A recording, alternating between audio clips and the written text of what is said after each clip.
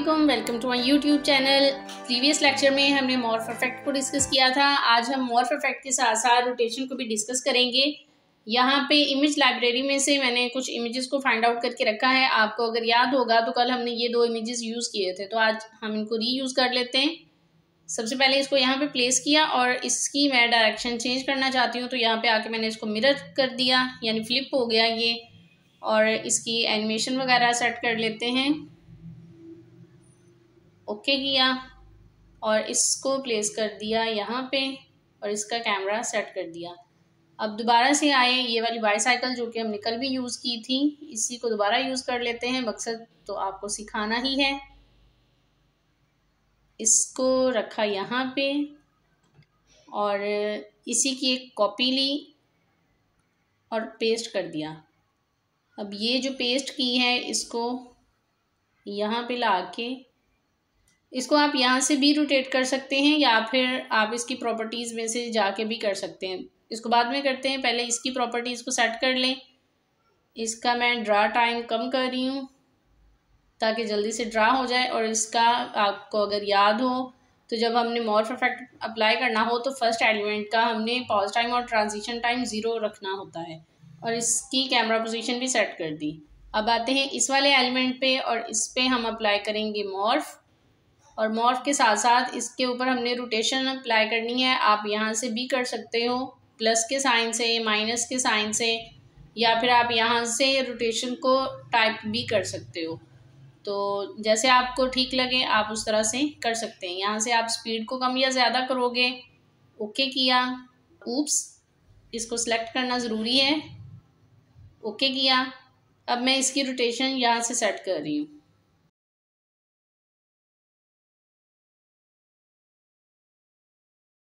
इस तरह से, यानी ये यहाँ से चलता हुआ आएगा। और फॉर एग्ज़ाम्पल ये जो माउंटेन है, डेजर्ट है, इसके ऊपर ये अपनी बाईसाइकिल अगर लेके जाएगा तो जाहिर है वो सीधा स्ट्रेट तो नहीं ना जाएगा। तो ये जस्ट आपको एक सिखाने के लिए मैंने छोटा सा सीन क्रिएट किया है और इसकी कैमरा पोजीशन भी सेट कर दी। तो अब इसका प्रीव्यू चेक करते हैं स्टार्ट से। पहले ये डेजर्ट बन रहा है, उसके बाद ये ड्रा हुआ और अब ये चलता हुआ जा रहा है यहाँ पे। तो इस तरह से आप मज़े की चीज़ें क्रिएट कर सकते हैं। अब एक और सीन क्रिएट कर लेते हैं। फॉर एग्ज़ाम्पल आप स्पोर्ट्स से रिलेटेड कुछ बना रहे हैं तो उसके लिए भी आप मॉर्फ और रोटेशन को बहुत अच्छे तरीके से यूज़ कर सकते हैं। फॉर एग्ज़ाम्पल इसको हमने यहाँ पे प्लेस कर दिया और इसी की एक कॉपी ली और उसको पेस्ट किया और इसको उठा के रख दिया यहाँ पे। इन दोनों की कैमरा पोजीशन मैंने सेट कर दी है। अब इसकी प्रॉपर्टीज़ में जाके इसकी एनिमेशन को कम कर देते हैं ताकि ज़्यादा टाइम ना लगे ड्रा होने में। पॉज टाइम और ट्रांजिशन टाइम को हमने 0 कर दिया। ओके किया। सेकंड एलिमेंट पे आके हमने मॉर्फ अप्लाई करना है और इसमें हम इस वाले बॉल को चूज़ करेंगे और इसकी एनिमेशन भी हम सेट कर रहे हैं। ओके कर दिया। और अभी इसके ऊपर मैंने कोई रोटेशन अप्लाई नहीं की, तो अब मैं इसका आपको प्रीव्यू चेक करवाती हूँ। ये सिंपल ड्रा हुई और ये सीधी चलती जा रही है जो कि बिल्कुल भी रियल नहीं लग रही। तो अगर हम इसके ऊपर आके रोटेशन अप्लाई कर दें, यहाँ पे आके फॉर एग्ज़ाम्पल अगर हम यहाँ पे आप कुछ भी राइट कर सकते हैं जितना आपने रोटेट करवाना हो। ओके किया। अब अगेन इसका प्रीव्यू चेक करते हैं। ये ड्रा हुई, अभी देखिए ऐसा लग रहा है कि जैसे वो बॉल मूव करती हुई घूमती हुई जा रही है आगे। तो इस तरह से आप रियल इफ़ेक्ट दे सकते हो। कुछ और क्रिएट कर लेते हैं। आप बहुत मज़े की चीज़ें इसे कर सकते हैं। मेरा मकसद सिर्फ आपको चीज़ों को सिखाना है कि आप मॉर्फ के साथ साथ रोटेशन किस तरह से अप्लाई कर सकते हैं।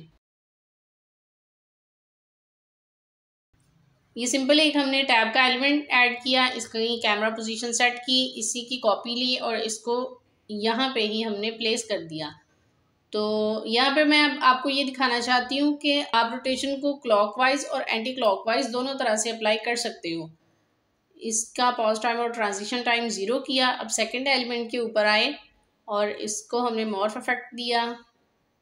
इस वाले इमेज को हमने चूज़ किया और एनिमेशन टाइम इसका कम कर रही हूँ मैं। और यहाँ पे रोटेशन अप्लाई करते हैं, फॉर एग्ज़ाम्पल 360 डिग्री। ओके किया। अब आप इसका प्रीव्यू चेक कीजिएगा, ये ड्रा हो रहा है और ये क्लॉकवाइज मूव हो रहा है।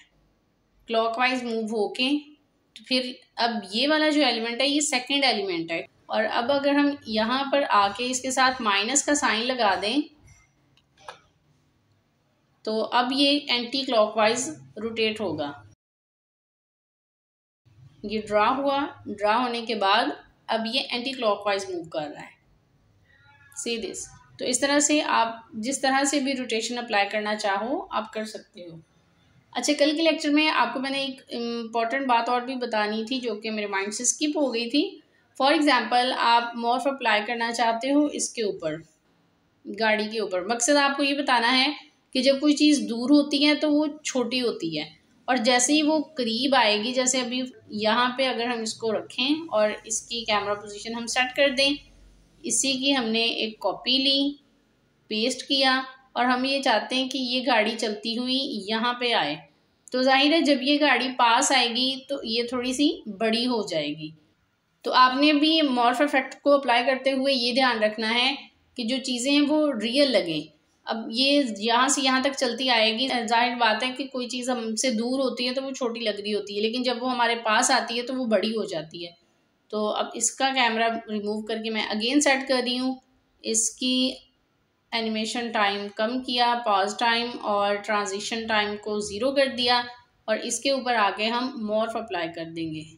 यहाँ पे हमने मॉर्फ अप्लाई कर दिया और इसकी एनिमेशन कम कर दी, और यहाँ से इस वाली गाड़ी को हमने पिक कर लिया, ओके किया।